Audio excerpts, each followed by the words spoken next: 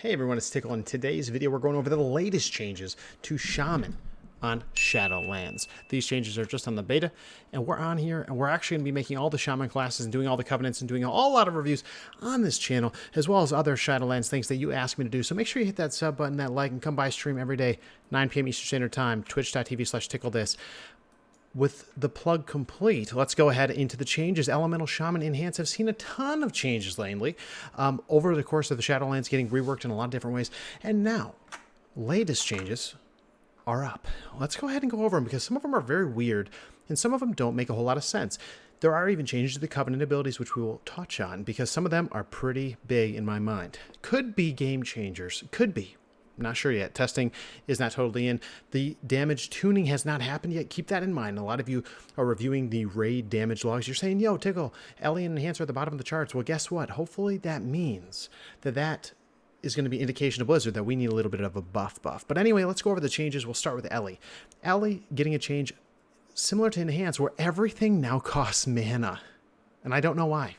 I don't know why they did this. And you might say to yourself, well, that's BS. Well, you know what? If I'm just DPSing, I haven't had an issue with mana. You can see up here, like I'll just use, I don't know, a bunch of different spells, right? I'm staying at about, I'm like not really losing that much mana. So now you're not really using that much mana. So I'm not really sure why they did it, but it doesn't seem to be punishing us too much. The only things that it could be a little rough on, you would think, are Purge and healing, but they already cost mana. You can already, how many heals can you get off? 1, 2, 3, 4 heals you can get off, and they're pretty good. Then purge wise, it's you can get off 10 purges, probably 11 maybe with regen. So okay, that's pretty standard. But yeah, so they made all the abilities for Enhance and Ellie cost mana. I don't know why. The other change they made was to Elemental Fury. If you don't know what Elemental Fury is, Elemental Fury, it makes it so Elemental Shaman, unlike any other class in the game, get 250% of your damage as a crit. So when you crit, it's 250% of your damage. Every other class in the game does 200% increased damage. Now, what they did is they actually made this effect healing.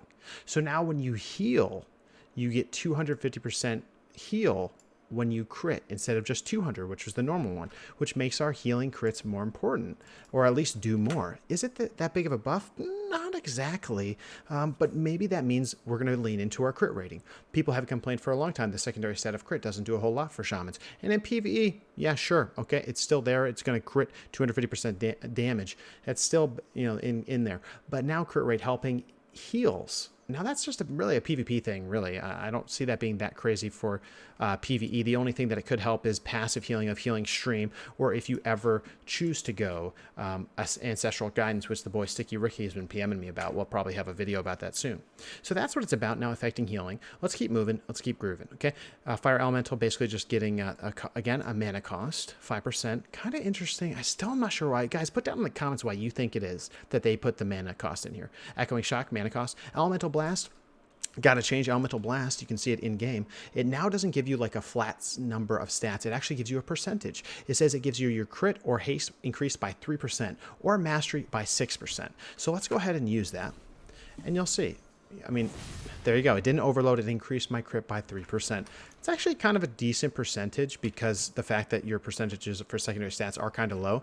As you get gear, maybe the scaling will need to get ramped up because 3% may not be as big of a deal. But in general, okay, I got an overload. I got crit and haste up by. So that's a 6% stat buff, similar to Natural Harmony and BFA. It's not bad. It's not bad. I actually like this change. I think it makes it more viable for going Elemental Blast in PvE. And I really want to go Elemental Blast. It's been a long time, echoing the elements and Elemental Blast been on the same tier forever. I remember Legion, the conversation was, give me both and I'll feel good. And now you have both, okay? I think Aftershock's still going to be a play for just Legendary proccing, but we'll have to see. Anyway, so again, that got base mana change. All these abilities got mana changes. Then that's it for Ellie. So really, Elemental Blast got to change, and the healing crits got to change. That's pretty much it. Now let's go into Enhancement. Enhancement, again, mana change, mana change, mana change. But the big thing, and I missed the first time that I went through these notes, is Windfury Totem. So thanks, chat. Windfury Totem. Windfury Totem has an additional 10% chance to grant party members an extra swing. I just made an Enhanced video, just went over a deep dive of it. I'll put the link down in the description. But This is now, you get a 10% chance. So now the total chance is 20%. We'll go ahead and switch over to Enhance. And this is actually a big deal for Enhanced Shamans because bringing that Windfury Totem is critical. It's going to be part of your toolkit, and people are going to love you for it. All those warriors, all those rogues, they're going to really appreciate it. Back in the day, that's one of the things that made all melee groups really strong. It used to be a meta. I played Enhanced Shaman when Classic relaunched, and I definitely enjoyed being that utility to the team. Of course, like, I want it to affect me too, and guess what it does? The Windfury Totem does affect the caster as well. So now it says it has a 20% chance to give another attack to your teammates. One other thing I like about this is that you're going to be able to see this effect. Because they did change it so that the effect is actually a little bit different animation, we do appreciate that. Blizzard, we do appreciate that. With a 20% chance, if I'm just sitting here, and I don't have the weapon imbues on, you'll be able to see. It's proccing a pretty good amount. 1 in 5 hits, right? There's another proc. The animation is different. I do have my graphics turned down a little bit, but we do like it, man. We do like it. So thanks, Blizzard, for that. It is a big deal.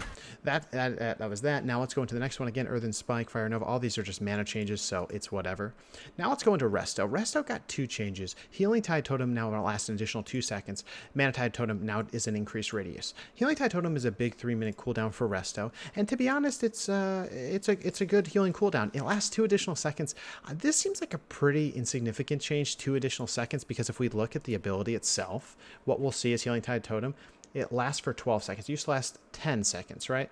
So you're going to get 1 more pulse out of it.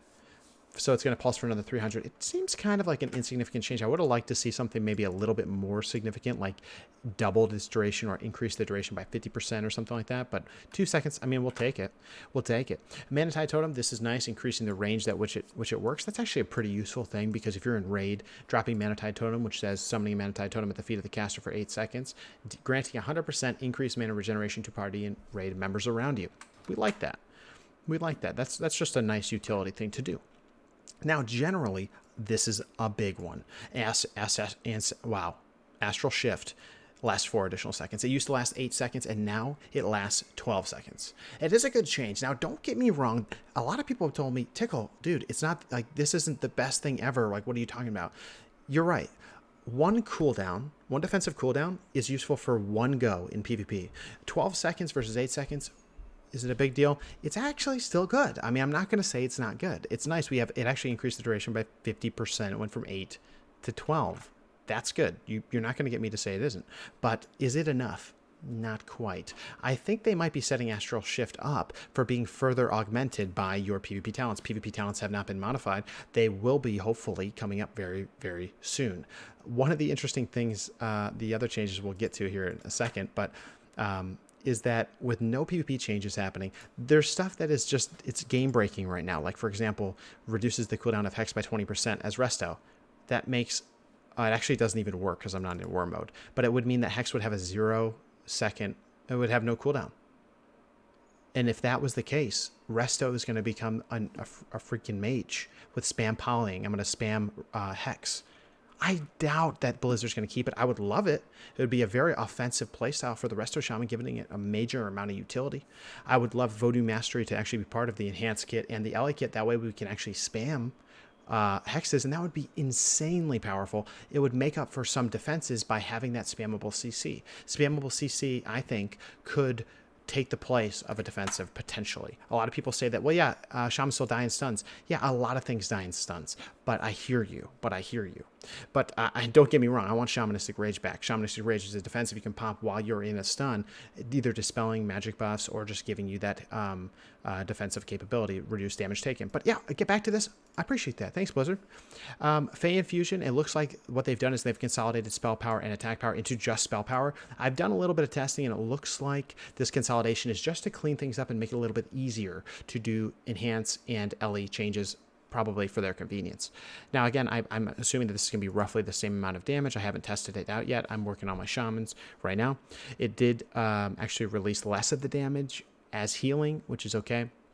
Fey Transfusion to me is not the #1 pick for the Covenants, but it could get there. Maybe. I don't know. It looks like this. If you haven't seen it before, we'll go ahead and use it right now. Fey Transfusion.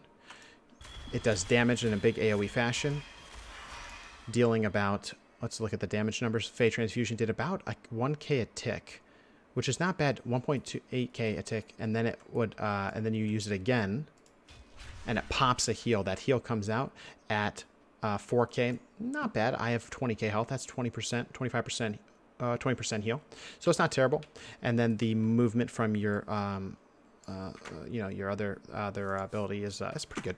But anyway, so let's keep going. Healing Stream Totem, nothing really changed here. I'm not sure why I was here. Probably has a base mana cost. Oh no, it was a level change. Hex reduced the cooldown by 20 seconds. That means that Hex has a 20-second cooldown now, which is great because what that means is you can actually Hex on DR. DRs are diminishing returns in PvP. If you Hex someone, let's say you polymorph someone and then you polymorph them again, it goes from a 7-second CC to a 3-second CC.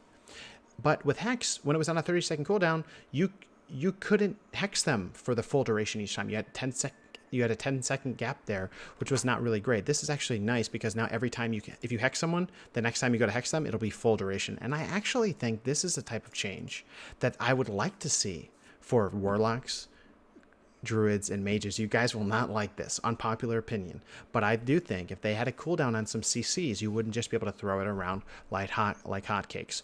And that's coming from a place where I don't have spammable CC, right? So I think that would level the playing field a little bit with Mages and Warlocks for Shamans. Anyway, let's keep going. Mana cost, mana cost, mana cost.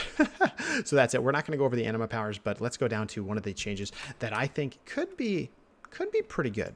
I gotta say, I hear some mixed reviews on this so far, but Chain Harvest got a buff. It actually went from scaling off of 45% of your spell power to now scaling off of 345% of your spell power, dealing shadow damage up to 5 enemies and restoring a certain amount of health. That heal is pretty low, but for each target critically struck, like another critical, like look, it's focusing on Ellie almost, because it's basing on crit. We just heard about the Elemental Fury, right, based on crit.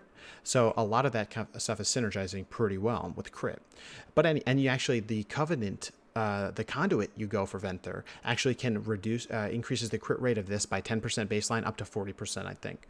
So anyway, so let's go ahead and test how much damage this does, because now from 45% to 345%, that's pretty big. And it's repeated 4 times. I'm not really sure but why that is, but yeah.